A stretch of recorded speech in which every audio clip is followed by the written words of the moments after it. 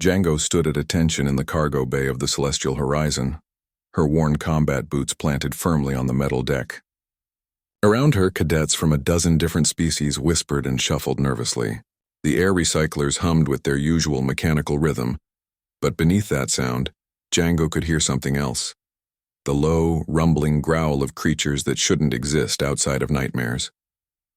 "Cadets," Commander Velrith's voice crackled through the intercom, his mandibles clicking with barely concealed anxiety. "We have encountered an unexpected complication. The cargo hold has been breached by Kreshtar pack hunters, 3 adults, possibly more. Django's fellow cadets, a Zenthari with crystalline skin, 2 Phloxians with their trademark blue membranes, and a hulking Gorath warrior, all took involuntary steps backward. She'd read about Kreshtar in the xenobiology database, apex predators from the Krell Nebula, 4 meters tall armored hides that could deflect plasma rounds, jaws capable of crushing starship hull plating. All personnel are to evacuate to the upper decks immediately," Velrith continued. "Do not, I repeat, do not attempt to engage." The other cadets bolted for the emergency ladder. Django moved to follow, then froze.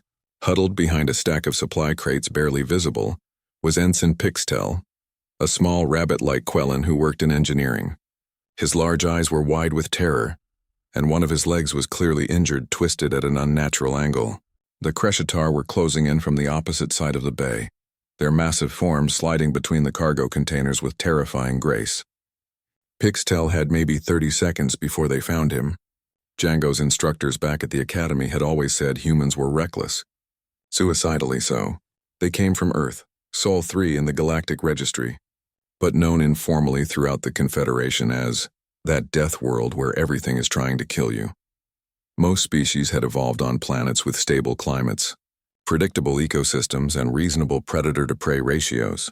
Earth had megafauna that could swallow you whole, microscopic organisms that could eat you from the inside, weather patterns that could level cities, and an entire ocean of creatures that existed solely to remind organic life how fragile it truly was. Humans somehow had not only survived but thrived. Django didn't think.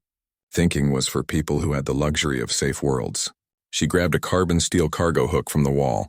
Primitive by galactic standards, but humans had always understood the value of a good, sharp implement, and sprinted toward Pixtel. The first Kreshtar emerged from behind the containers just as Django reached the injured ensign. It was even more massive up close, its 6 eyes reflecting the dim cargo bay lights like mirror fragments of death itself. Its growl resonated in Django's chest cavity, triggering every ancient primate instinct that screamed at her to flee, to hide, to play dead. Instead, Django planted herself between the predator and Pixtel, raised the cargo hook, and did something that no rational being would do when facing a creature that could tear her in half. She roared back, not a scream, not a cry for help, a roar, deep guttural, channeling every ounce of ancestral fury from a species that had climbed to the top of the food chain on a planet that didn't believe in fair fights. The sound tore from her throat, echoing off the metal walls, making the very air seem to vibrate with aggression. The Kreshtar stopped, its 6 eyes focused on her with what Django could only describe as confusion. This tiny creature, barely a snack, was challenging it, the predator's head tilted, nostrils flaring as it processed Django's scent. Then it took a step backward. Django pressed forward, maintaining eye contact, keeping her body language aggressive. On Earth, predators made calculations. They assessed risk versus reward. A wounded prey animal that fought back too hard wasn't worth the energy expenditure, not when easier meals existed. The Kreshtar's pupils dilated. Whatever it smelled on Django, whatever pheromones or biochemical signatures humans carried from their Deathworld evolution, it triggered something in the creature's survival instincts. This wasn't prey. This was something else. Something dangerous. The other 2 Kreshtar emerged from the shadows, flanking their packmate. Django felt her heart hammering against her ribs, felt sweat beading on her forehead despite the climate-controlled environment. But she didn't back down. She couldn't. Pixtel was depending on her, and humans had a frustrating habit of dying on principle rather than abandoning their own. She took another step forward, the cargo hook raised, her voice dropping to a low, threatening growl. Back, off. The lead Kreshtar rumbled, communicating with its pack in subsonic frequencies Django could feel rather than hear. Then, impossibly, All three apex predators began to retreat, sliding back into the maze of cargo containers, their eyes never leaving Django until they disappeared into the shadows. Commander Velrith and a security team burst into the cargo bay 3 minutes later, weapons drawn expecting carnage. Instead, they found Django kneeling beside Pixtel, applying a field splint to his leg, her hands remarkably steady, despite the adrenaline crash that was starting to hit her system. Cadet Django, Velrith's translator struggled with the tone of his voice, somewhere between awe and disbelief. The Kreshtar. They left, sir, Django said simply, helping Pixtel to his feet, or foot as it were. I think they decided we weren't worth the trouble.